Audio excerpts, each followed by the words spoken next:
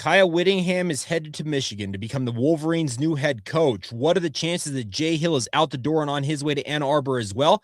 I can't say it won't happen, but I also don't think it's a done deal.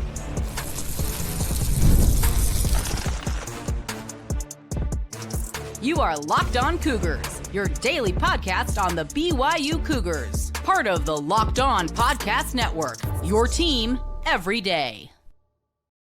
What's up, everybody? Welcome into Locked On Cougars, your daily podcast focused on the BYU Cougars. I'm Jake Hatch, executive producer of the KSL Sports Zone in Salt Lake City, Utah, and a 14-year credentialed media member at BYU. I am your resident expert and insider as your host here on this show. And as always, thank you for making Locked On Cougars your first listen today. And thank you for making us here over on Locked On, America's #1 sports podcast network. Coming up on today's show, Kyle Whittingham is headed to Ann Arbor, Michigan to become the Michigan Wolverines head coach. Yes, there are obviously concerns about Jay Hill and the potential link there for him to go to Ann Arbor. We'll dig into reasons why and why not. We'll get into that. We'll also talk about BYU and Georgia Tech. Yeah, there is a game tomorrow. They're playing in the Pop-Tarts Bowl. My final thoughts ahead of that matchup, and then we'll finish up today's show with a one-on-one chat with Trey Alexander, a kid who grew up in Atlanta and has a very specific reason why he wants to be the Georgia Tech Yellow Jackets, and he'll explain all that. It's all ahead on today's show, and it's all brought to you by our friends over at FanDuel. The NFL moves fast, and so can you. Go to FanDuel.com to place your live NFL bets all season long with our friends over at FanDuel on FanDuel.com or on the FanDuel app.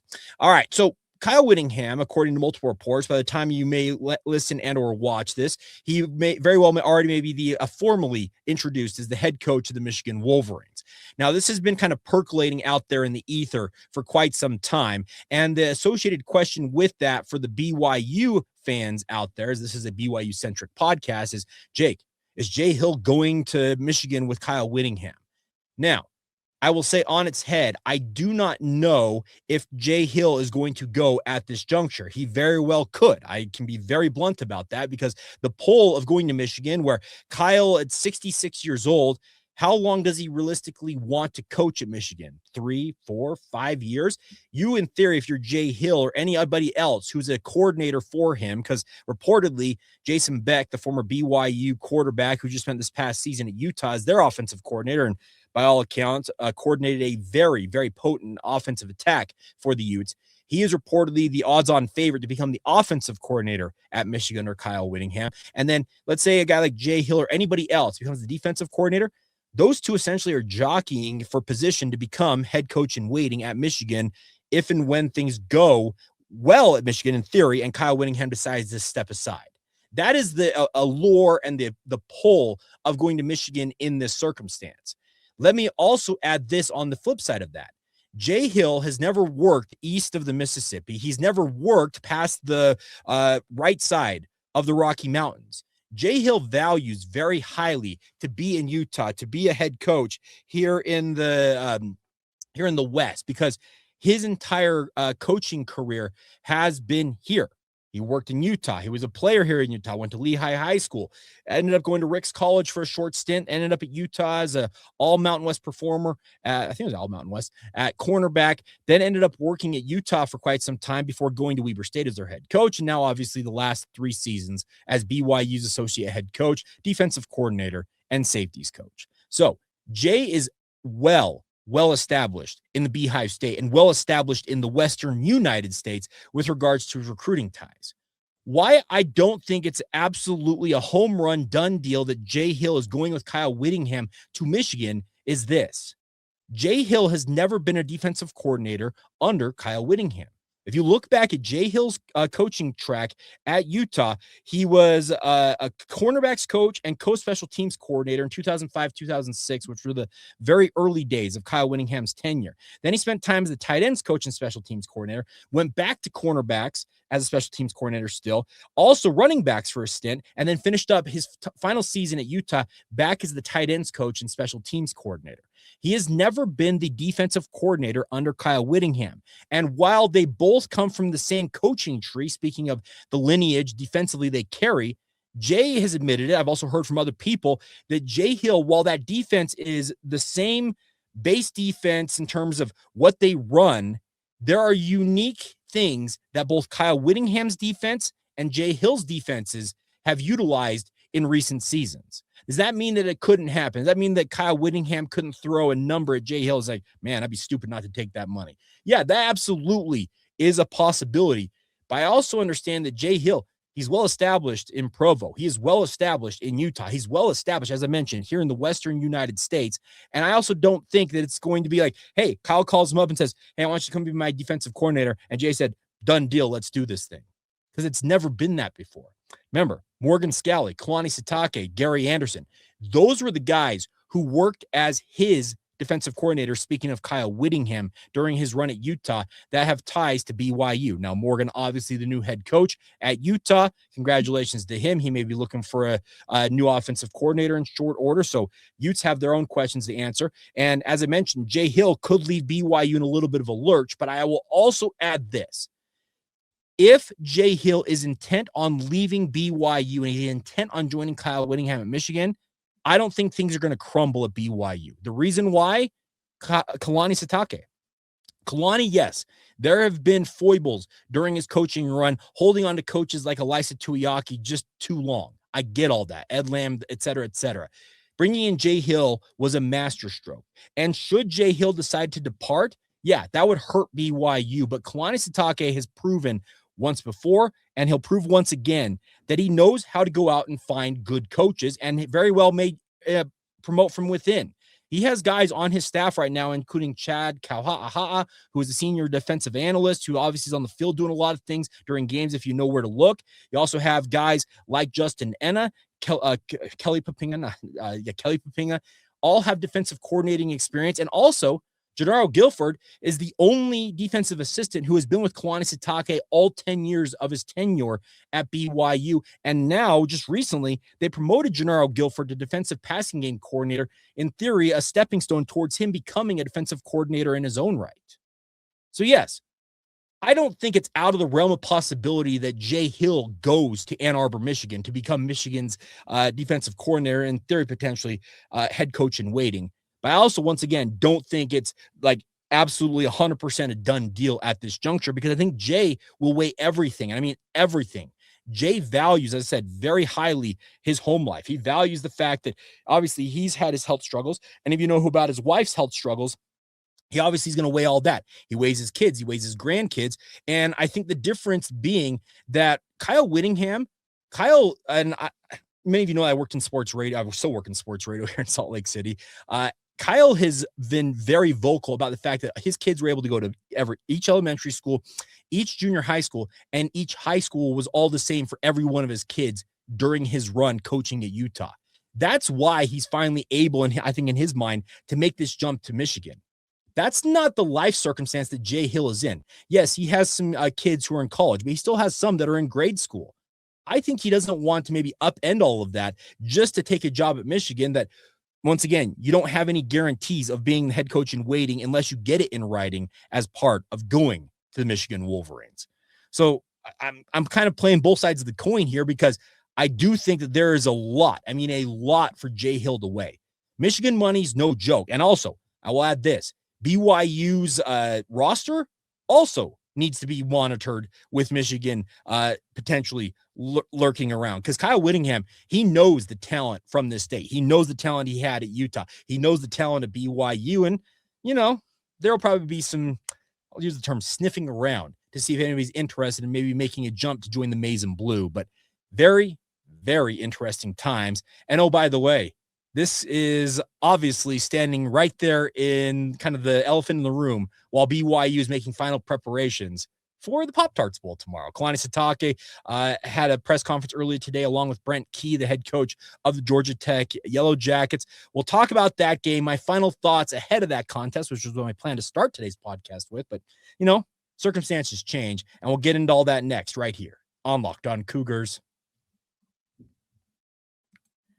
Today's show is brought to you by our friends over at FanDuel. NFL Sundays move fast. One big play and suddenly everything feels different. That's what makes live betting with FanDuel so exciting. You're not just watching the game, you're reacting to it literally in real time. With FanDuel, you can place bets as the action unfolds today. Yesterday, Christmas Day had games. Tomorrow, we've got games. And also got games Sunday and Monday. It's a big weekend on the NFL front. And every drive, every momentum swing, every highlight moment can all be monetized by yourself with our friends over at FanDuel. Live betting is best when the game starts to shift, a receiver gets hot, a defense tightens up, or a momentum flips after a turnover. The best part is FanDuel helps you jump into that moment with live spreads and money lines that adjust instantly. Player props updates as players heat up, and they also can bet next touchdown scores, drive results, totals, and more. It keeps you locked into every snap, every drive, and every possibility. So if you want to be right in the middle of the action all season long, visit FanDuel.com and place your NFL live bets all season long. It's all courtesy of your friends over at FanDuel. As they like to say, the game moves fast, and so can you. Thank you once again for making Locked On Cougars your first listen of the day. If you have not checked it out already, we have a brand new Everydayer Club right here on the Locked On Cougars podcast. And the best part is it's a great way to get ad-free episodes. If you want to upgrade to the all access tier, you can get one-on-one text access with myself, go back and forth.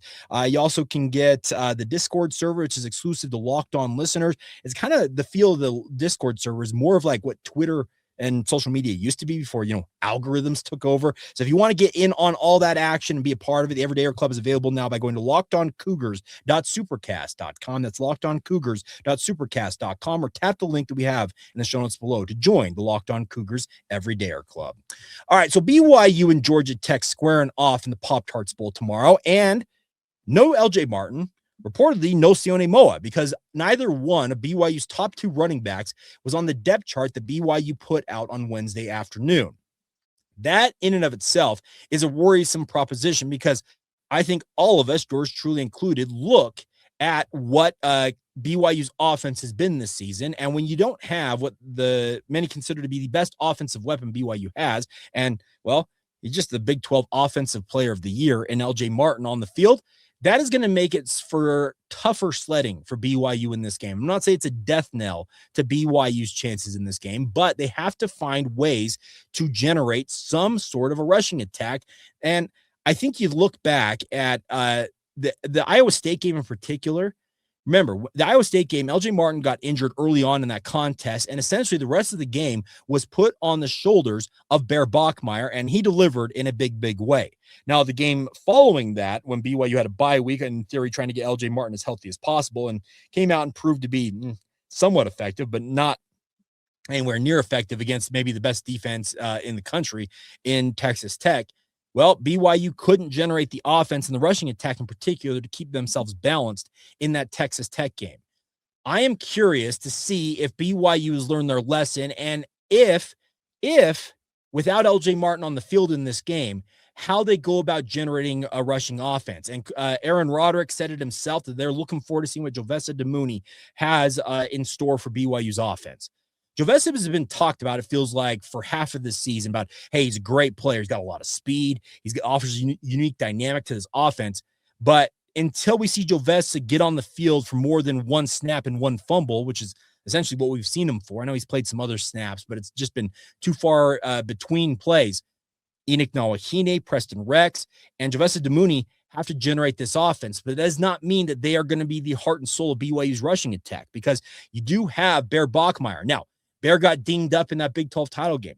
How healthy is he truly? We have not heard a ton on his status.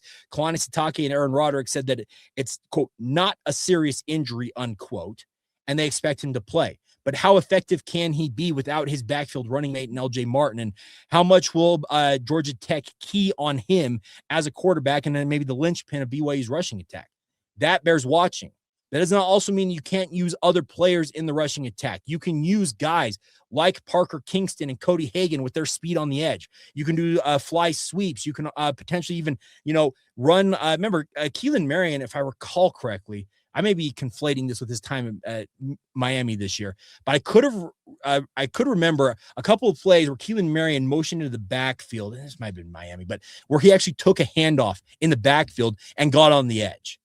That's what a guy like Parker Kingston, I think, could offer in that circumstance, is just the ability to attack the edges of Georgia Tech's defense. And like I said, mainly do it via fly sweeps and the like. But that's how you're going to have to generate this rushing offense. You're probably going to have guys like Enoch Nawahine. Yeah, say, put your head down. You're our battering ram in the middle. And if you can get 2 to 3 yards or 4 yards, we'll take it. But I also do think this is a game that the passing game is going to have to be the differentiator for BYU, because you have to have Chase Roberts, who obviously wants to go out with some success in his final game as a BYU Cougar. Carson Ryan, same type of a deal. I think JoJo Phillips, Parker Kingston, they're trying to gear themselves up for next season and show what they're capable of in terms of like kind of the next iteration of BYU's passing game. Those guys need to step up in the circumstance. Cody Hagan, etc. You need to have the passing game make up for what you're losing in the rushing attack without LJ and also Sione Moa in theory, because we know that LJ is out. It's been very clear. He's actually, according to Kalani Sitake, back home in El Paso. I'm assuming he's traveling today, speaking of Friday, to join his teams join the team in Orlando to root them on, but he's in a shoulder harness. So you're not going to see a shoulder brace, I should say, after having surgery. So you're not going to see him in any way, shape, or form. I've seen some pictures and some videos of Sione Moa walking around practicing in uniform. They don't list him on the depth chart, so I'm not going to count him as playing in this game. So the main point is BYU's offense has got to find a way to generate more of a rushing attack than what they proved in other games where the running game has been ineffective, mainly the 2 losses to Texas Tech. But if you can get more of a performance like you had in Iowa State from Bear Bachmeier, that'd be awesome. You'd be doing a great thing to have him running the ship there. And I do wonder if that is kind of what you're looking at in terms of the game plan offensively. Now, defensively, BYU has to slow down Haynes King. Now, they do have Malachi Hosley as well as Jamal Haynes in that backfield for Georgia Tech, but everything that makes Georgia Tech go is their quarterback, Haynes King. You need to slow him down. And if you do not slow him down, it is going to be a long afternoon down there in Orlando, Florida for BYU. You have to find a way to get them in 3 and out, and particularly get them into 3rd and long situations where you put that game more on the arm of Haynes King versus allowing him to use his feet. Because if he is allowed to use his feet in terms of the rushing attack, I said earlier this week, for those of you who are everydayers, that I think that Haynes King is kind of the quarterback, maybe to the level that we want Bear Bachmeier to become, where he is essentially the heart and soul of BYU's offense. But I do think that Bear has the potential to be a little bit better of a passer overall than Haynes King. But Haynes King's a 5th-year senior. He's played a lot of college football. There's very little he has not seen in his career, and BYU's got to be able to slow that down. So that's incumbent on BYU's defensive line, led by guys like a Keanu Tanuvasa and John Tamoya-Peau. They have to bottle that up. BYU's defensive end's got to do a good job, and obviously the linebacking core, Siale Acera, Isaiah Glasker, Jack Kelly, all of them have to prove effective in slowing down this rushing attack, because much like BYU wants to establish the run and then essentially run everything else, their passing game and everything else off of that, it's exactly what Georgia Tech likes to do as well. Brent Key is a former offensive lineman. His identity is establish the run, and then everything else kind of branches off of that. And any who are Cougar fans who have watched BYU under Kalani Sitake should seem very, very familiar. Now, there are unique peculiarities between the 2 offensive philosophies, but BYU's defense has got to be ready to go, and that obviously lends itself back to the conversation.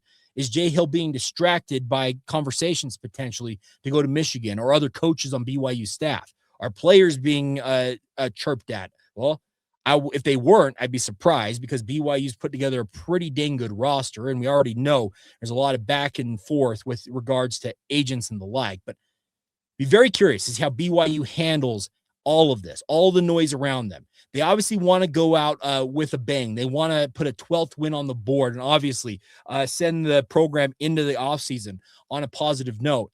But this is not an easy game by any means. Georgia Tech, similar to BYU, had a disappointing end to their season, and even more disappointing because, remember, they at one point were ranked in the top 10, looking like they were the odds-on favorite to win the ACC, and then dropped 3 of their last 4. Now, in those 3 losses, the last one in particular to the Georgia Bulldogs, who are one of the top programs in the country, they lost by 1 touchdown. They got juice, they got power, and they've got talent, and they will absolutely make BYU work for everything they get in this game. And I am genuinely curious to see how it all plays out on the field tomorrow afternoon. We'll have a postcast for you guys as soon as that game goes final. Obviously, have plenty of coverage for you guys of the game, and obviously, as we do, we'll morph into off-season mode once it wraps up, looking at roster construction, what the coaching staff looks like. There's a lot to discuss, but we'll get through this game first, and then we'll kind of delve more into that as the offseason wears on. All right, coming up next, finish up today's show, finish up the week with a one-on-one chat with Trey Alexander, kid from Atlanta, Georgia, kid from the essentially right where Georgia Tech is based. Why does he Why does he in particular want to be at the Georgia Tech Yellow Jackets? He's got a very, very specific reason and story why. And we'll get to that next right here on Locked On Cougars. Today's show is brought to you by our friends over at GameTime, excuse me. And the best part about GameTime is there's nothing like college football season, tailgates, packed stadiums, and being right there in the middle of it all, like BYU tomorrow in the Pop-Tarts Bowl, the energy, the bands, the moments that you remember, you will remember forever. But actually getting your tickets, that part used to be frustrating with long queues, logins, and prices jumping at checkout. That's why GameTime is giving the advantage back to you as the fans. It's the easiest way to unlock amazing college football tickets and experiences in just a few taps. The best part is you can go on the GameTime app right now. You can see views from exactly what seat location is. The app is super simple and easy to use. So you swipe through multiple options, click your tickets, you buy them in just minutes. And the best part is my favorite part, I say this all the time, is knowing exactly what all of the fees included in the ticket price are right up front, right there in the app. There's no surprises when you check out. Makes the whole process stress-free. So take a guess, we're going to buy your tickets and do it with our friends at GameTime. Download the GameTime app, create an account, use the promo code LOCKEDONCollege and get $20 off your first purchase. Terms apply. Against the promo code LOCKEDONCollege for $20 off. Download the GameTime app today and get started with our friends. Get your tickets with our friends at GameTime. Thank you once again for making Locked On Cougars your first listen of the day. Hope you all are doing fantastic out there. Had a fantastic Christmas and a great holiday season, etc. All right, so had a great chat at BYU practice not too long ago with Trey Alexander III. Many of you know him as Trey Alexander III. Obviously an emerging force on BYU's defense at cornerback and a kid from Atlanta, Georgia. Obviously Georgia Tech based there in Atlanta. And looking at his recruiting profile, he was offered by the Georgia Tech Yellow Jackets. So I wanted to ask him about, hey, was there any pull maybe to go into Georgia Tech and being one of those hometown heroes, as they call it, playing in your hometown of Atlanta? And he'll talk about that. But he also has a very interesting, very specific reason why that Georgia Tech was not going to be the place for him. And in fact, why he wants to beat the Yellow Jackets in this game tomorrow, because you obviously want to win as a competitor in general. But once again, him being an Atlanta native, that obviously lent itself to that conversation and a whole lot more. What it's like working with Gennaro Guilford, Jay Hill. Obviously, both of them could be targets for a guy like Kyle Whittingham. A whole lot of conversation that I want you guys to hear right now, right here on Locked On Cougars. Let's get going here. Here with Trey Alexander. And Trey, I want to start off. You're a kid from Atlanta. How excited are you to take on Georgia Tech in this bowl game? Honestly, like I've been saying, it's the second best thing that could have happened outside the playoffs. I'm looking forward to play Georgia Tech in the Pop-Tart Bowl with this guy here, Parker Kingston. You know, we're going to have us a great time in Orlando. The original Pop-Tart. Are we going to call you Parker Pop-Tart? The white toasted Pop-Tart. There we go. Okay, I can dig that. Yeah, but I'm looking forward to it. You know, anytime it's a hometown team, you know, it's something to look forward to. It's always like that personal touch to it. Like, you always take every game seriously, but when it's the hometown, it means a little more to me, honestly. Not for just bragging rights, but for, like, I mean, everything. Like, I get to go back home, see those guys, you know. I mean, it's going to be a good feeling after we win. Have you had a conversation with anybody that you know at Georgia Tech at all in the lead up to this? Yeah, one of the starting receivers, Isaiah Kenyon. Me and him close. Like, we played in the All-Star game together when we was in the 8th grade. And ever since then, we've been locked in. So the first day I figured out on that Sunday, I texted him. I was like, let's get it. Okay. And like, that's the first thing I said. Then one of my cousins plays on Georgia Tech. So I got some family on the team too. So, like, yeah, I talked to them guys. But, you know, it's going to be fun for me, honestly. Like, I'm looking forward to it. What's the biggest challenge of them just as a team overall? The biggest challenge, I would say, they're a physical team, but not only that, they do a lot of shifts and motions before a play. And as a corner, like, I might start off man-to-man on one side of the field. By the end of the formation, I might have to motion across, and then we might check a call. So I have to be really dialed in and really focus on what's happening on the field and really be aware of everything. And, you know, because they come with a lot of different things. You know, the quarterback, he can run, he's a dual threat. He can throw the ball good. He got 72% completion percentage. So, I mean, they're a complete team, honestly. The special teams are great. They got a great head coach and Coach Key. So, I mean, they're a complete team, so we're going to have to come with it for all 4 quarters.